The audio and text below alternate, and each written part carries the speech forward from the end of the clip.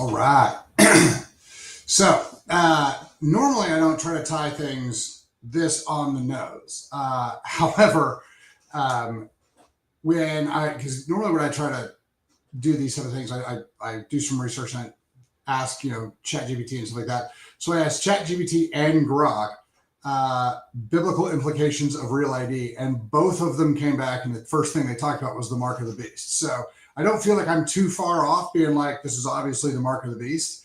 But, so the mark of the beast, Revelation 13, 16 through 17, he also forced everyone, small and great, rich and poor, free and slave, to receive a mark on his right hand or on his forehead, so that no one could buy or sell unless he had the mark.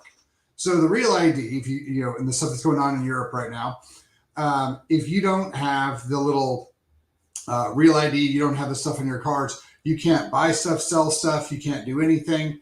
This is also how in the UK they're finding everybody for making Facebook posts and putting people in prison for their speech, which is 100% going on in Europe. If you're not familiar with what's going on right now, Facebook posts are getting people put in prison for 2-3 years. So that's where that's going. So we all kind of need to be aware of what's going on with the real ID, with digital currency and with digital tracking and things like that. This is a major, major issue. And this isn't something that we can just wait around and kind of play with. And then once it gets rolled out, decide, I guess I don't like this. We need to 100% stop this in its tracks before it gets going. No centralized digital currency, no real ID, no significant real-time tracking of everybody in the United States. Everybody's talking about how important it is because of the immigration issues that magically happened here and in Europe.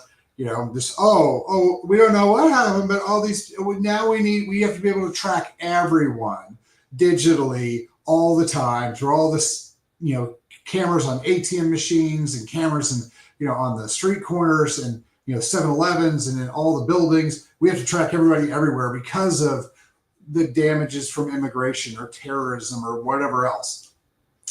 This is specifically what a lot of people have been talking about and worried about as far as the government overreach goes. So I would be very, very, very cautious. If you're listening to things that we all need to be kind of keeping our eye on, be really worried about this digital surveillance, this government tracking, this real ID, the digital currency directed by government stuff. This is the stuff that we need to be kind of really, really worried about. You want to talk about the other thing that was funny that I didn't really tie in, that Chat pulled in, was the dissolution of free will. Now, I will tell you, and this is one of the things I get in arguments with Christians about all the time,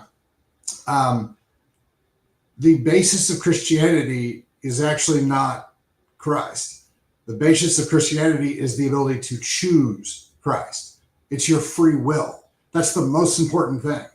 It's not that Jesus died for you. It's that you can choose to follow him or not. That's the greatest gift. Not that you're tyrannically forced into it. And if you don't follow Christ, and the rest of the Christians are supposed to kill you, which is another religion. It's your choice, free will. You do what you want to do. That's the big thing.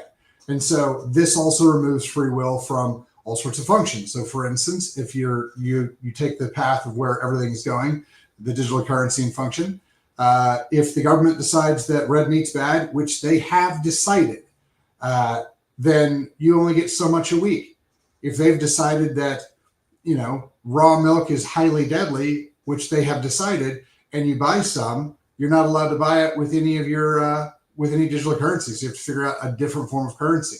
Anything you do buy can be tracked and monitored and measured and, told, you've had too many calories or you've had too many whatever this week. You can't have this or you can't have that.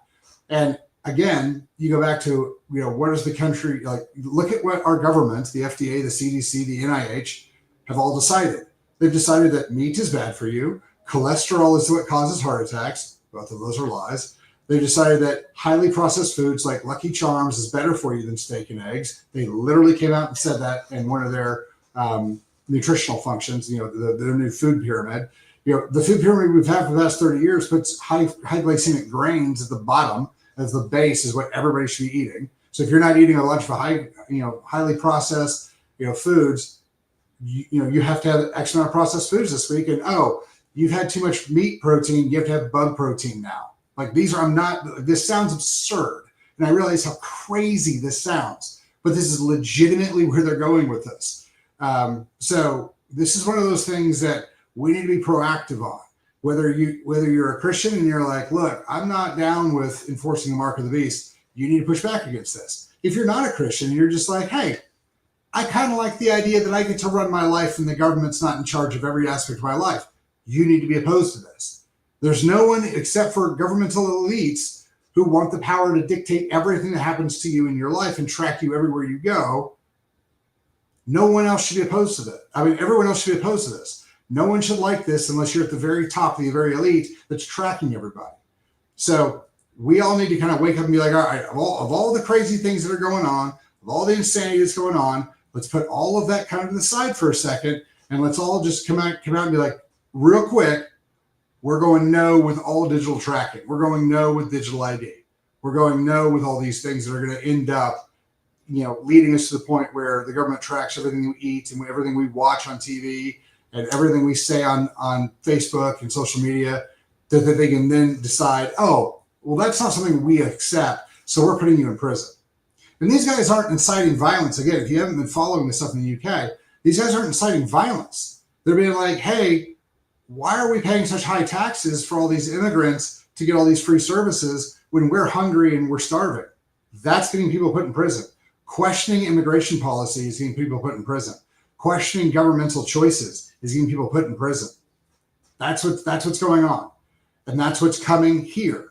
Now, right now, Trump and those guys are, for better or for worse, what Trump is doing, that looks like it's being slowed down. However, I'm not 100% sure it is.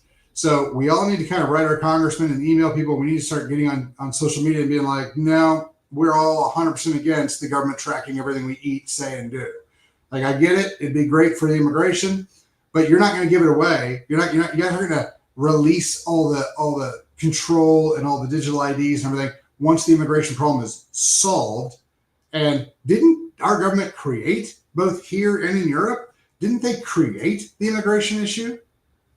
So the reason we need the digital surveillance is because of the immigration problems that our government created recently. That seems really set up. Like, and again, not to be super conspiratorial, but that seems really set up. So, if we're going to go back and we're going to look at something that is obviously biblical, and that's why I think it's so hilarious, because, you can't buy or sell anything without the digital function, the digital ID, the digital currency, and that's what they're going for. And that is specifically stated in verbatim. Like, this isn't one of those where you're like, I mean, I guess if I squint, I can kind of see how that scripture applies to what's going on. This is flat out, easy peasy. Without this thing the government creates, you can't buy or sell anything. And the government comes out and goes, hey, we've made something that you can't buy or sell anything with, and you all have to get it. It's 100% verbatim. So this is an easy thing that any Christian should be able to stand up and be like, yeah, that seems really beneficial, but we're going to go with no on that. Like, we already have tracking for credit cards and everything else. You guys can track us everywhere we go if we carry our cell phones. Like, you guys have enough tracking. Like, you guys can find us as much as you want to. We need access to be able to buy and sell goods without the government saying, tracking and making all of our choices with us and for us. We need a little bit of free will. We need a little bit of freedom. I think it's pretty easy from the Christian community to come out and say that. And I'm pretty sure from the non-Christian community, you guys kind of like your freedom as well. You guys like, not being spied on and not being told what you have to do all day, every day as well. So I think we should all this is one of those things that we can all kind of unite on and be like, hey guys, hey government, we're kind of against you on this one. We're not down with the idea that you guys get to track and dictate everything. So that would be the thing I would throw out today that we really need to kind of start talking about and waking up to. But this one's kind of an easy one. So if you guys have any questions, hit us up, questions@seanresponse.com. But yeah, this is not a good thing. Thanks for your time. Have a great day.